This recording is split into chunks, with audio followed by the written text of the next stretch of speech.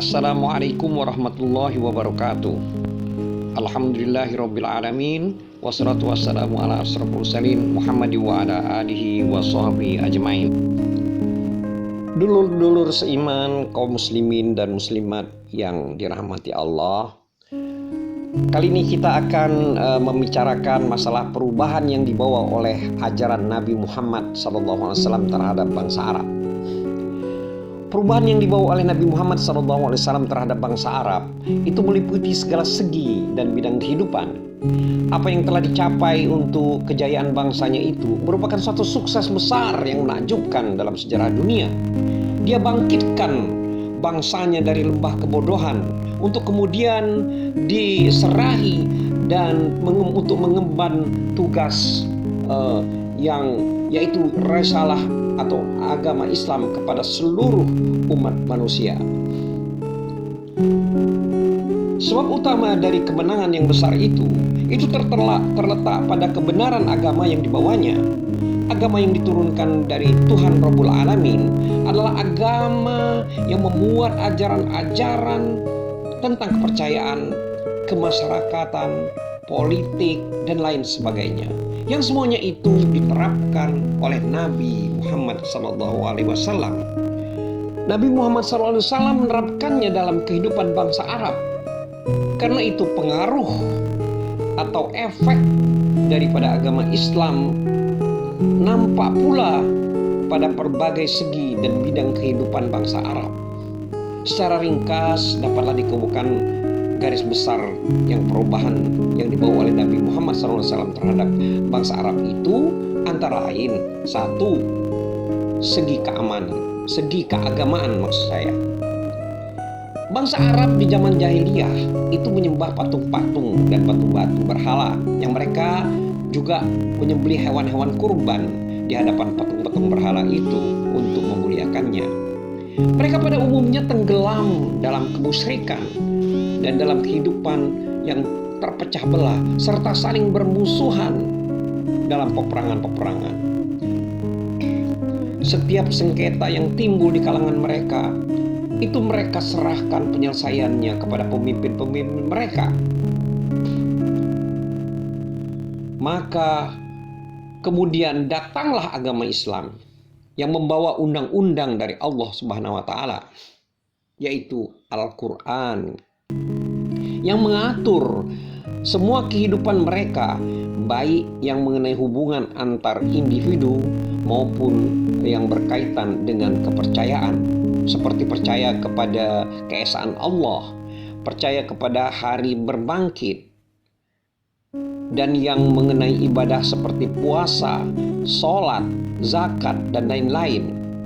Kitab suci Al-Quran benar-benar telah menghidupkan jiwa bangsa Arab dan sudah pula menjadi satu dalam jiwa mereka. Dengan demikian, bangsa Arab telah mencapai kebudayaan dan peradaban yang tinggi. Adalah suatu hal yang unik dalam sejarah dunia. Satu bangsa yang sederhana setelah menaklukkan bangsa-bangsa yang sudah berkebudayaan tinggi, dia tidak luluh ke dalam kebudayaan bangsa yang ditaklukkannya itu.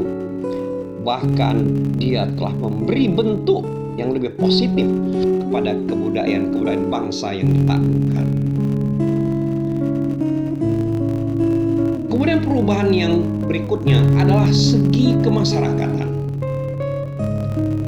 Suatu pengaruh yang menonjol dari Islam terhadap mentalitas bangsa Arab ialah timbulnya kesadaran akan arti dan pentingnya disiplin serta ketaatan.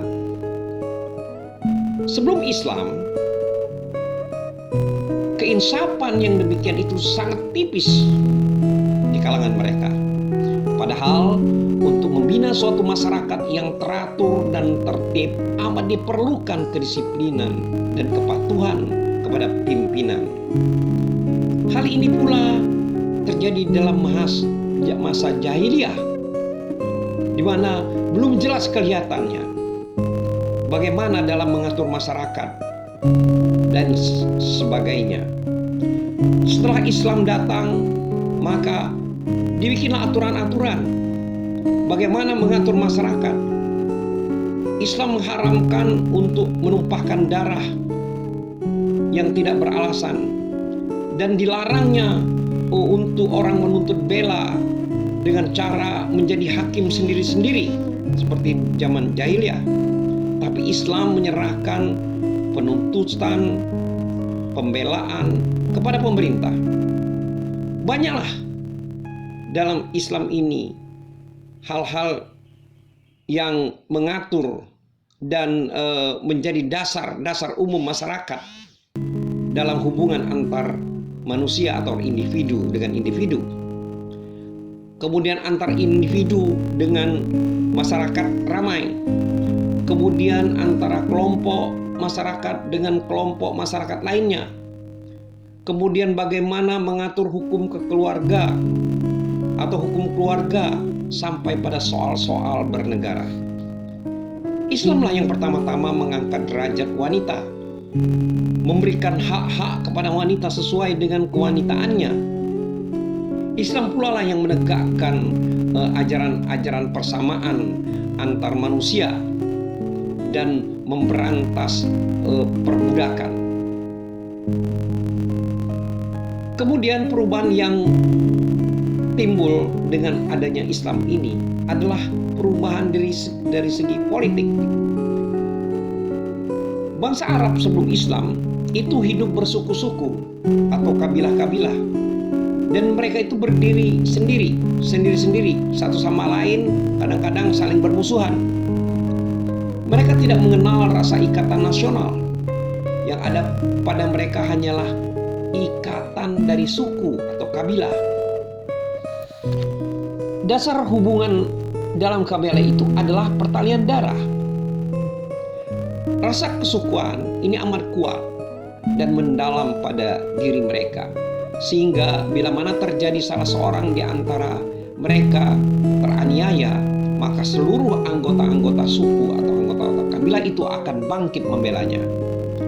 Semboyan mereka adalah tolong saudaramu, baik dia menganiaya atau teraniaya. Jadi artinya mereka membela anggota suku atau kabilah mereka, baik dalam keadaan menganiaya maupun teraniaya.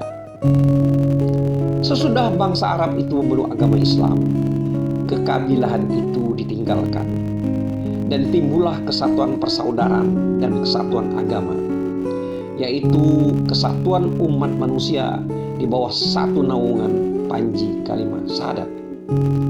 Dasar pertalian darah ini diganti dengan dasar pertalian agama.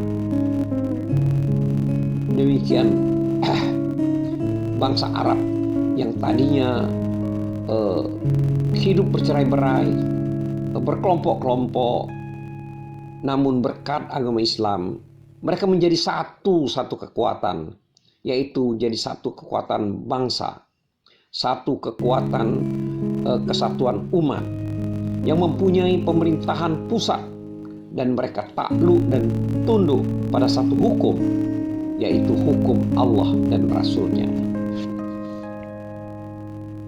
Wallahu a'lam bishawab. Wassalamualaikum warahmatullahi wabarakatuh.